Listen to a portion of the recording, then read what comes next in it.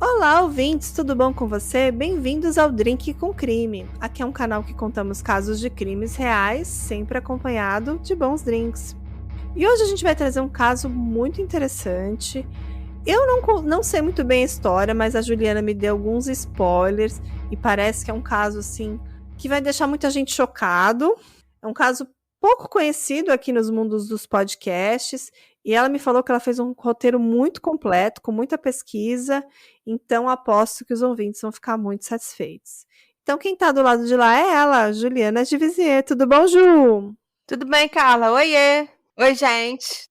Então conta pra gente esse caso, que eu não conheço essa história, eu vou fazer um react, eu não pesquisei muito sobre o assunto, mas eu sei que é um caso que gerou assim, uma repercussão enorme no país lá. Foi nos Estados Unidos, é No isso? Texas, onde as piores coisas acontecem.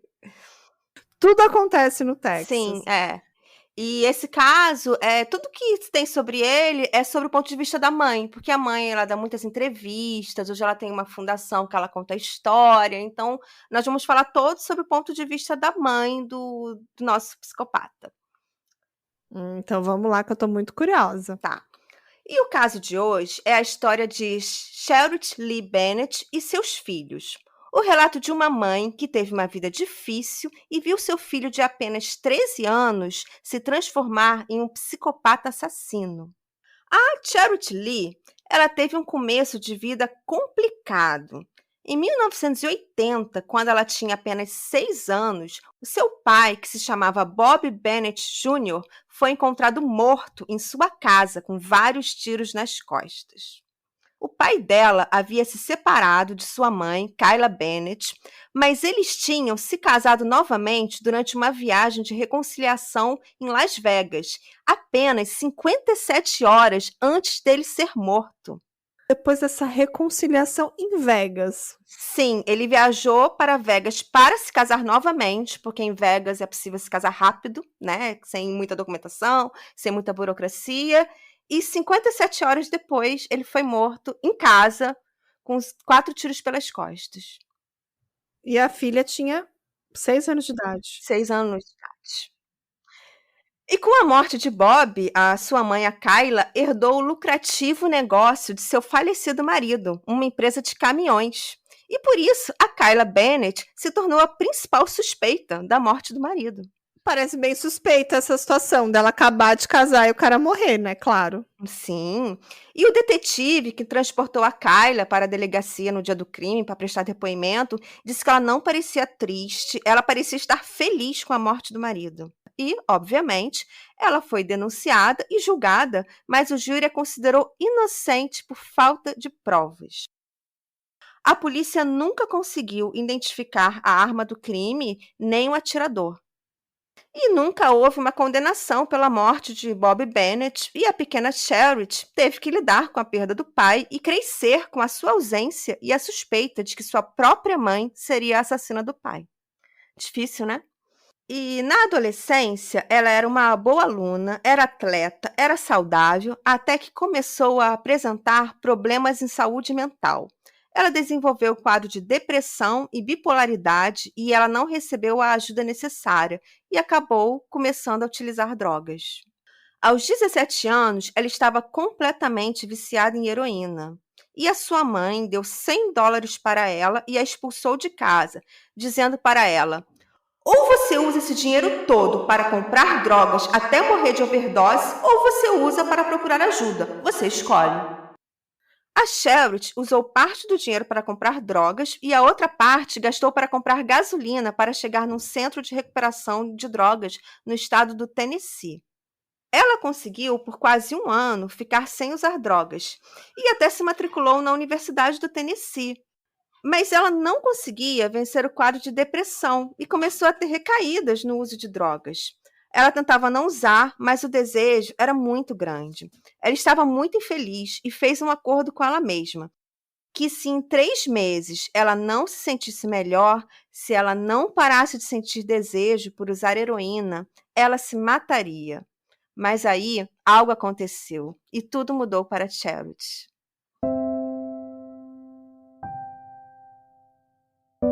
Ela descobriu que estava grávida. E ela percebeu que tudo que ela queria era ser mãe. Ela já amava aquela criança acima de todas as coisas, desde o primeiro momento da gravidez. E em 10 de outubro de 1993, 16 dias antes de Charlotte completar 20 anos, nasceu um lindo menininho chamado Paris Lee Bennett. O nome escolhido foi uma homenagem ao príncipe grego Paris, da Ilíada de Homero, que conta a história da Guerra de Troia e faz parte da mitologia grega. Na Ilíada, Paris é o príncipe que se apaixona por Helena de Troia, então é um personagem que representa amor, e esse foi o motivo da escolha do nome do seu filho, Paris. E com o nascimento do amado bebê Paris, Charlotte se transformou em uma dedicada mãe solo. E não se tem muitas informações sobre o pai do Paris, mas em uma entrevista que eu assisti com a Charlotte, ela conta que ele não mantinha contato com o filho, mas sempre pagou pensão. E para recomeçar sua vida, ela se mudou com seu filho para o estado do Alabama. E nos anos seguintes, ela ficou longe das drogas e feliz junto com seu filho. Tudo ia bem e Charlotte começou um novo relacionamento com um homem chamado Jonathan Smith. E os dois tiveram uma filha, a pequena Ella, 9 anos depois do nascimento do Paris. Acho que até então tá tudo ótimo Tá. pra vida. É Charity o nome dela, Charlotte, né? Charlotte. Pô, ela conseguiu largar as drogas, ela teve um filho, casou de novo, teve uma segunda filha. Parece que ela tá indo no caminho certo, né? Durante a gravidez, o Paris parecia ter ciúme do bebê. Mas quando ela nasceu, ele a pegou no colo e disse que ela era linda. E dali os dois não se largaram mais. O Paris ficou muito feliz com o nascimento da irmã. Eles se davam muito bem, apesar de serem crianças bem diferentes. O Paris sempre foi tímido e introvertido, enquanto ela era extrovertida, levada, uma pimentinha. E a ela deu muito mais trabalho para sua mãe do que o Paris, que sempre foi uma criança tranquila, que sempre era elogiado pelos professores e reconhecido por sua educação e inteligência. Paris parecia realmente amar muito a pequena Ella, que também adorava ele, e eles eram irmãos inseparáveis. Paris era um bom menino, muito calmo na maior parte do tempo e ajudava a mãe a cuidar da irmã. E isso foi muito importante, porque após o nascimento da Ella, a Charlotte e o Jonathan, né, o pai da Ella, se separaram. E o apoio de Paris para cuidar da irmã foi muito importante. E após se separar do Jonathan, a mãe da Charlotte foi diagnosticada com câncer de mama. E para ajudar a mãe, a Charlotte se mudou com as crianças para a cidade de Dallas, no Texas. E com toda a tensão da separação com o pai da Ella e a mãe com câncer de mama, infelizmente, a Charlotte teve uma recaída no vício em drogas. E durante 6 meses, mas apenas por 6 meses, quando Paris tinha 12 anos e ela 3 anos, a Charlotte teve uma recaída com cocaína. E isso foi, assim, especialmente difícil para o Paris. Nesse momento, ele percebeu que a sua mãe, como todo ser humano, era falha e tinha seus problemas. E o Paris começou a cuidar ainda mais da sua irmã, da Ella. E então, ficou muito mais próximo da irmãzinha, sabe, Carla? Sim. Mas a Charlotte se recuperou novamente, parou de usar drogas e tudo ia bem. Até que um dia apareceu o primeiro sinal de que Paris não estava ok. Ele estava brincando na fazenda de sua avó com a sua irmã e uma prima deles. E aconteceu uma briga boba entre as crianças. E enquanto Charlotte conversava com as meninas, Paris correu para a cozinha, pegou uma faca, ficou segurando a faca e dizia para sua mãe que iria se cortar se ela chegasse perto dele. Por fim, ele largou a faca e não se feriu, mas mesmo assim foi levado ao médico e ficou internado no hospital por mais de 1 semana, fazendo uma bateria de exames. Mas os médicos concluíram que não tinha nada de errado com ele e ele teve alta. Ele ameaçou a mãe e as crianças também com a faca ou somente a mãe? Na verdade, ele ameaçou se cortar. Ele pegou a faca e ficava falando Certo. pra mãe que se ela chegasse perto, ele ia se matar, se cortar. E ela falando com ele, tentando fazer com que ele largasse a faca, e enfim, ele largou. Mas foi bastante assustador esse episódio. Imagino. E após esse incidente, tudo parecia ter voltado ao normal. Pelris não teve outro ataque, ele estava bem. E nessa época, a Charity trabalhava meio expediente como garçonete. E ela tinha voltado a estudar, ela estava cursando a universidade. E o Pérez parecia super bem, não tinha outros episódios alarmantes, como o ocorrido com a faca. A relação dele com a irmã e a mãe pareciam ótimos. Até que no dia 4 de fevereiro de 2007, quando Pérez tinha 13 anos e ela estava com 4 anos, tudo mudou.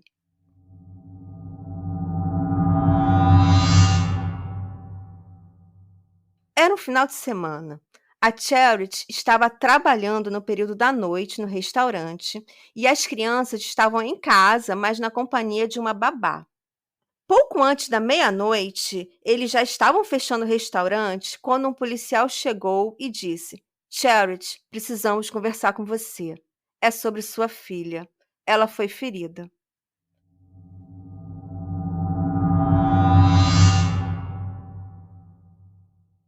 Charity ficou desesperada e perguntou: para qual hospital ela foi levada? E o policial respondeu: ela está morta. Charity desmaiou na hora. E quando ela acordou, a primeira coisa que ela perguntou foi: onde está Paris? Ele está bem? E o policial respondeu: ele está bem, ele está conosco. E ela achou estranho e perguntou: o que você quer dizer com ele está com vocês? E o policial respondeu: ele matou a ela. Gente, ele matou a própria irmãzinha. Mas até então, não sabemos a circunstância. Sim, e justamente nós não sabemos a circunstância, e nesse momento o mundo da Charity desmoronou, mas ela imaginava que poderia ter sido um acidente ou um surto de raiva do Paris, mas a verdadeira história e a motivação foram muito piores do que ela poderia imaginar. Gente. Após a ela dormir, Paris convenceu a babá a ir para casa antes que a mãe dele voltasse do trabalho. Afinal, a criança menor já estava dormindo, lembrando que a ela estava com 4 anos e o Paris tinha 13 anos, então ele já tinha idade para ficar sozinho, e estava quase na hora da Charity voltar no trabalho, e a babá aceitou e foi para casa. Após ficar sozinho em casa, Paris entrou no quarto da Ella, bateu nela diversas vezes, a sufocou e a apunhalou 17 vezes com uma faca na cozinha. E no final, ele se masturbou sobre o corpo da irmã. Meu Deus. Tô em choque. Pois é. Para mim, esse é o crime mais chocante que um garoto de 13 anos já fez, porque é com a própria irmã. E era uma irmã que ele sempre se deu muito bem. Eu tô chocada com a brutalidade, com o planejamento, porque ele mandou a mulher embora. Sim. Ele fez. Uhum. Ele fez tudo aquilo acontecer. É. Claramente não foi uma coisa de momento. Não. Assustador. E não chegamos na motivação, que para mim é muito chocante também. Chegaremos em breve. Depois o Paris ligou para um amigo e conversou com ele durante 6 minutos, antes de telefonar para o número da emergência, o 911. E quando ele ligou para o 911, ele falou: alô, eu tive uma alucinação. Eu acordei, eu vi um demônio e matei minha irmã.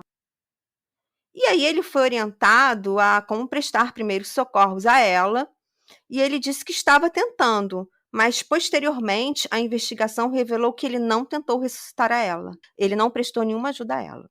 No dia seguinte, a Charity foi ver o Paris. E por mais devastada que ela estivesse, ela sentia que ainda amava o filho. E uma parte dela estava feliz por ele estar vivo. Ela tinha perdido uma filha e não queria perder o outro.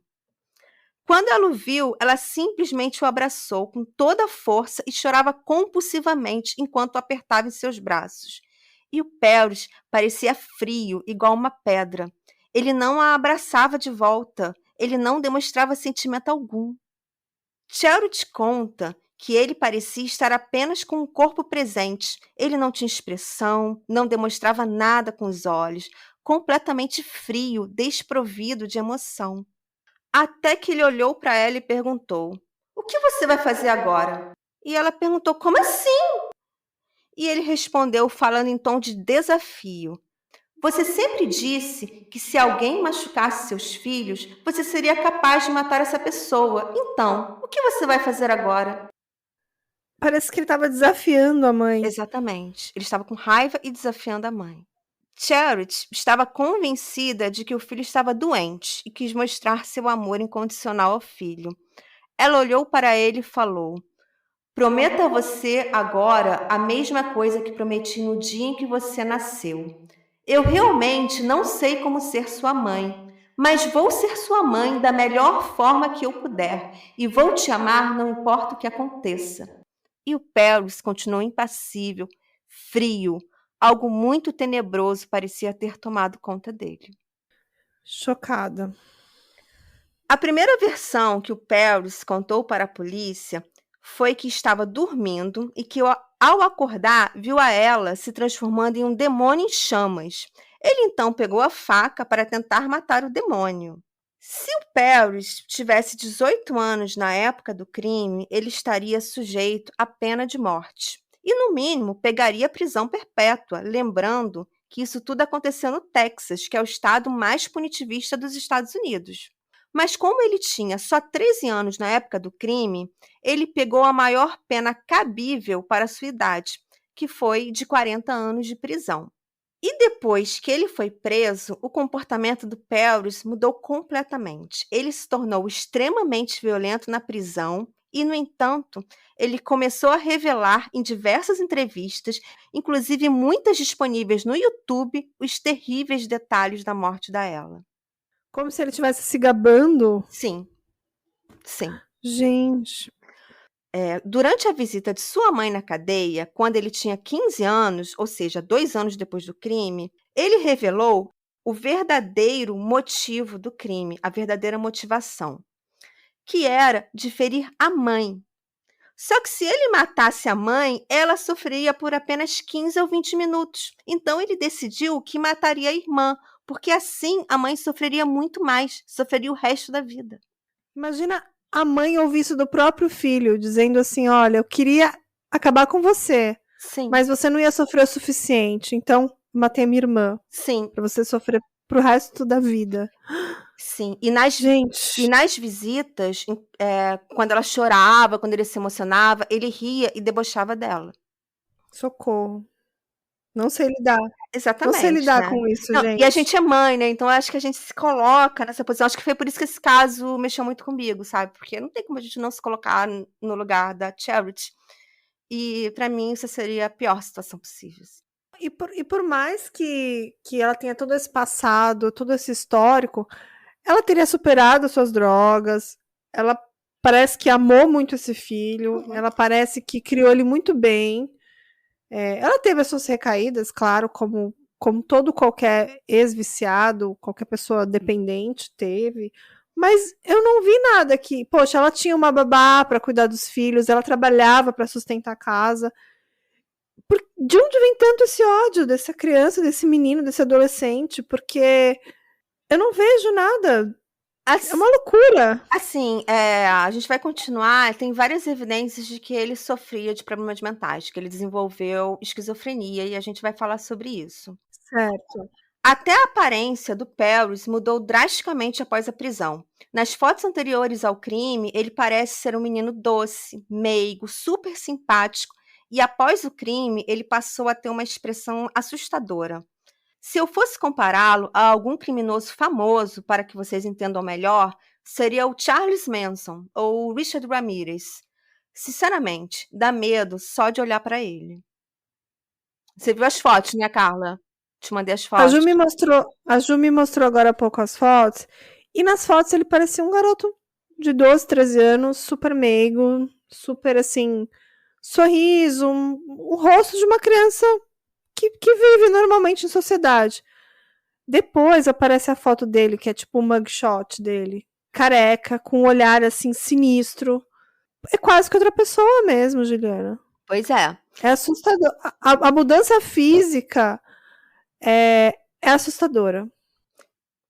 Depois do crime, a Charity procurou os laudos do exame que o Perros tinha feito após aquele incidente com a faca.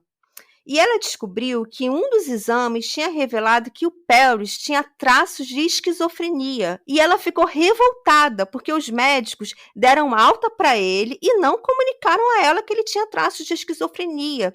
Ele poderia ter sido tratado e tudo poderia ter sido evitado.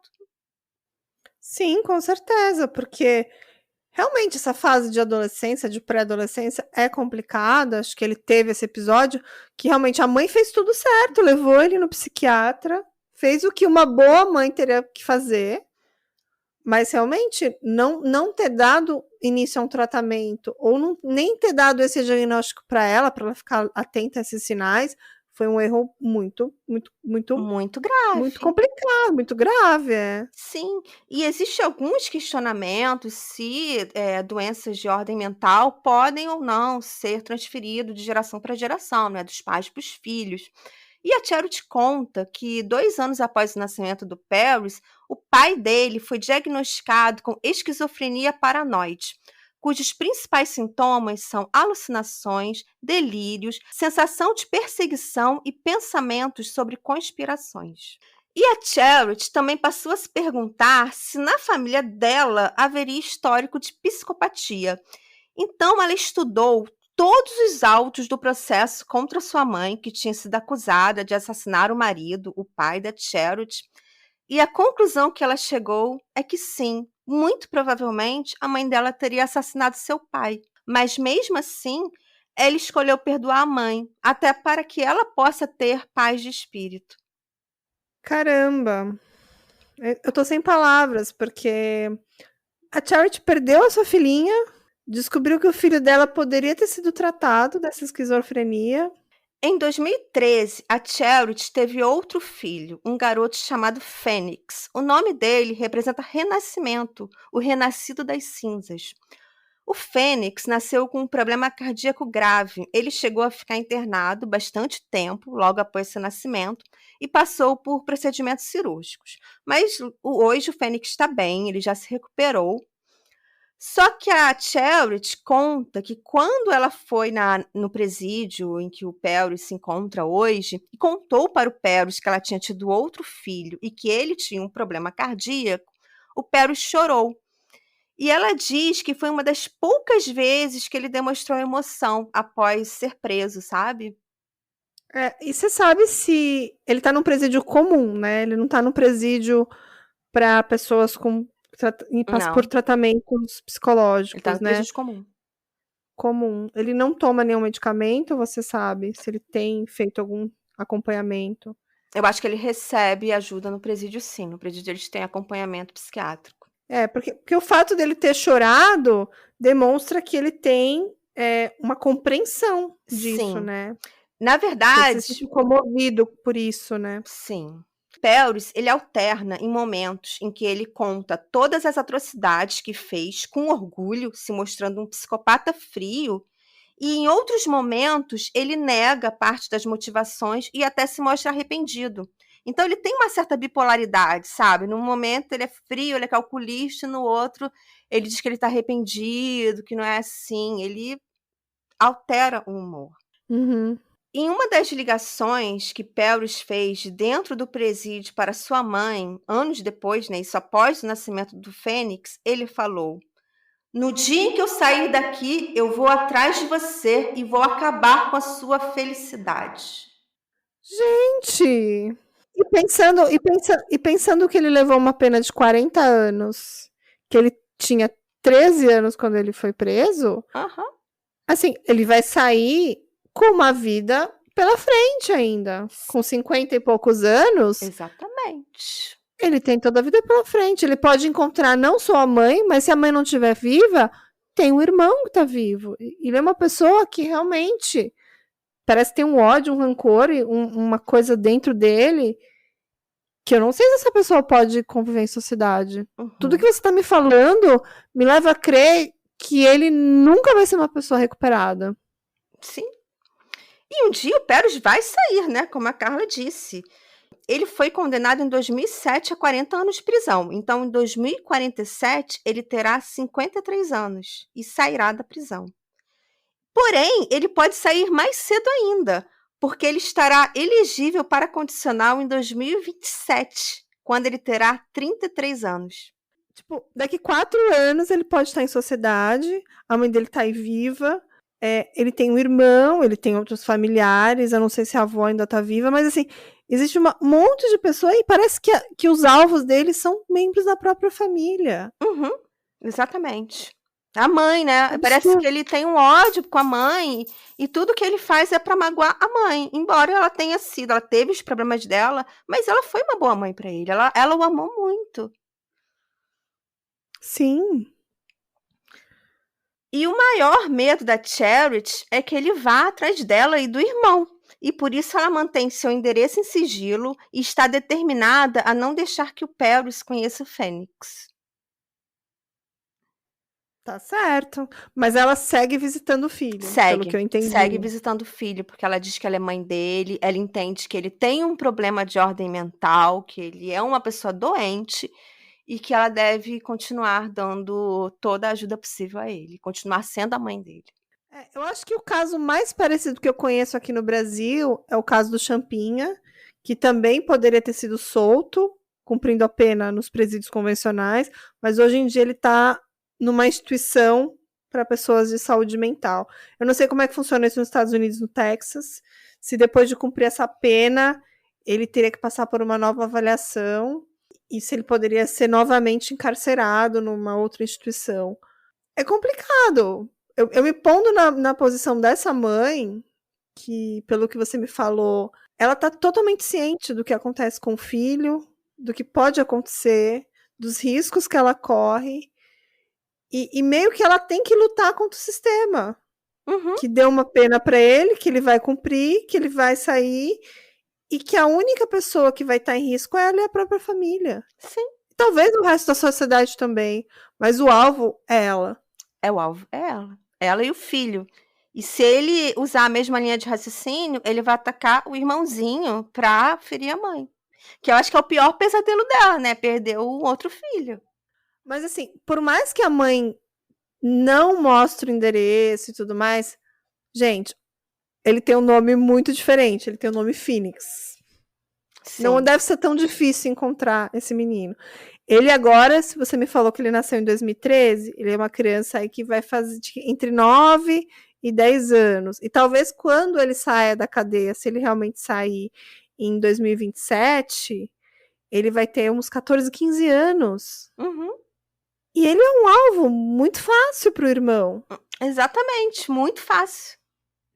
Imagina a situação dessa mãe, assim, o viver o dia da manhã, sabe? É o pesadelo dela. E ao mesmo tempo que ela ama o Paris ainda, com todo o amor que ela tem pânico que ele seja liberado. Olha que loucura. Hoje a Charity mora com a mãe dela e com o Fênix e coordena a Fundação Ela, que ela fundou para homenagear a sua filha. Na sede da fundação encontra-se uma urna com as cinzas da Ela, numa espécie de altar decorado com borboletas, porque a Ela amava borboletas. E a fundação trabalha para promover a conscientização da necessidade de ajuda, acolhimento e tratamento para problemas de ordem mental. E a Charity sempre está disponível para dar palestras e falar sobre o assunto. E essa foi a triste história de Charity Lee Bennett e seus filhos Paris e Ella. Não, e essa história é demais. É o tipo de caso que a gente ouve a história e vai querer pesquisar mais e mais e ir atrás de entrevistas. Então, o que você indica para os nossos ouvintes? Tem algum documentário interessante? Conta pra gente. Tenho, são justamente as minhas principais fontes, né? Que foram matérias da BBC, inclusive tem matérias da BBC Brasil em português que vocês podem acompanhar.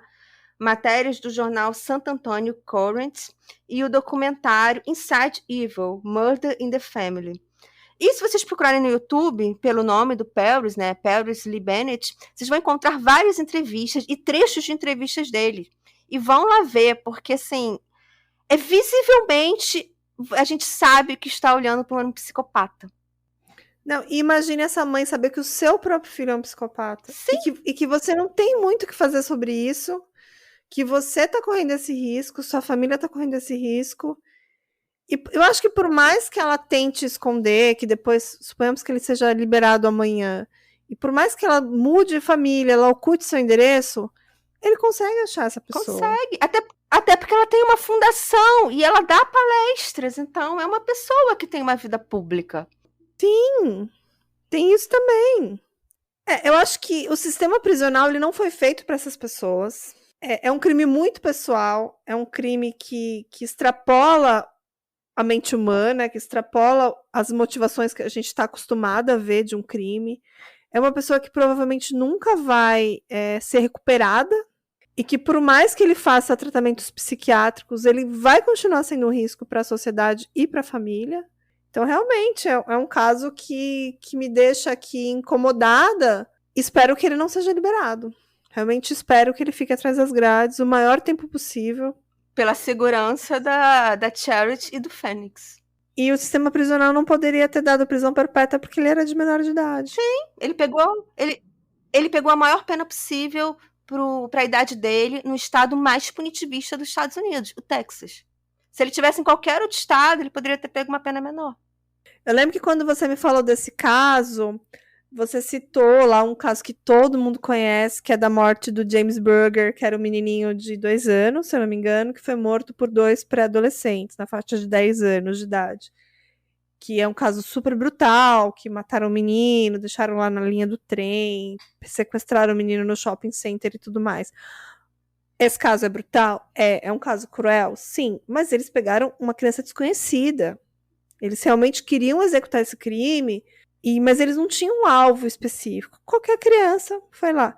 Nesse caso do Paris, o alvo era a própria irmã e tinha um objetivo claro, que era machucar a mãe, acabar com a vida da própria mãe. Então, realmente, Juliana, o fato esse é um dos casos mais cruéis de crianças assassinas, de crianças psicopatas que eu já ouvi até hoje. E ele amou a irmã, ele era muito apegado a ela. A gente vai colocar as fotos deles juntos, sabe? Assim, parecia serem aqueles irmãos que vão se amar pro resto da vida. Eles não tinham uma relação conflituosa. Entende? Isso também que me choca. Ele era muito apegado à irmã. E num belo dia, ele matou a irmã de uma forma cruel. Muito cruel para ferir a mãe. Assim, esse caso me choca muito, gente. Muito. Ainda tem o fato dele ter feito um ato sexual, masturbação, no corpo de uma criança. Da própria irmã. Da própria irmã. Morta. Após ele estar morta. Sim. Chocante. Muito chocante. É isso, pessoal. Acho que esse caso realmente vai deixar todo mundo pensando. Acho que a gente vai pesquisar um pouco mais sobre ele. Vou deixar também alguns vídeos lá nos stories de alguns trechos das entrevistas dele para vocês conhecerem. E lá no nosso Instagram também as fotos do caso, de toda a família, da irmã, do Paris e tudo mais. E claro que não vai ter foto do Fênix. Acho que ele deve viver aí no anonimato. E deve ser muito difícil também para um adolescente viver no anonimato hoje em dia, porque tem rede social e tudo mais, mas ele precisa disso para poder ficar escondido do próprio irmão, uma loucura. Sim, eu não tinha pensado nisso, mas é verdade. Ele daqui a pouco vai começar a ter redes sociais, ele vai ter que usar um nickname, né? Usar um apelido, porque muito complicado ele revelar a identidade dele. E muito complicado para um adolescente viver no anonimato. Com certeza. Então, acho que vamos ficar por aqui essa noite. Todas as informações vão estar lá no nosso Instagram. E a gente se encontra toda terça-feira, tem episódio novo. E esse mês também teve episódios especiais para quem está acompanhando. A gente está acompanhando também o caso da chacina do DF, que é um caso bem complicado que a gente está acompanhando aí de perto. E vamos ter atualizações também. Vamos ter mais um especial, que é uma parte 2 de um outro caso que a gente já fez também, que é o caso da Ana Paula, que quem acompanha também é um caso bem brutal de uma morte de uma brasileira lá nos Estados Unidos. Então esse mês está recheado. Então só no drinkzinho. Então ficamos por aqui nessa noite. Adorei fazer companhia para todos vocês. Então, até semana que vem. Beijão! Tchau, tchau, Ju! Tchau!